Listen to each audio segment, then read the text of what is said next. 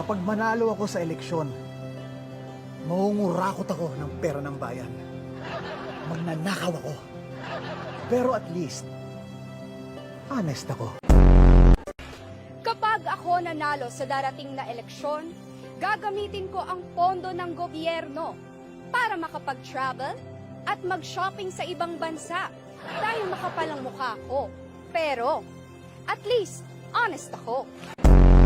Kapag nanalo ako sa darating na eleksyon, bibigyan ko ng puwesto sa gobyerno ang lahat ng mga kamag-anak at kaibigan ko. Dahil korap ako. Pero, at least, honest ako.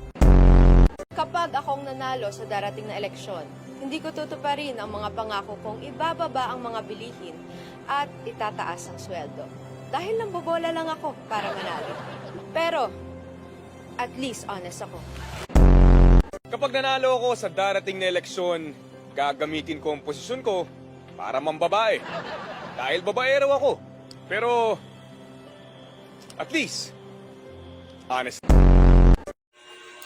Wala kayo. Panis kayo sa plataporma ninyo.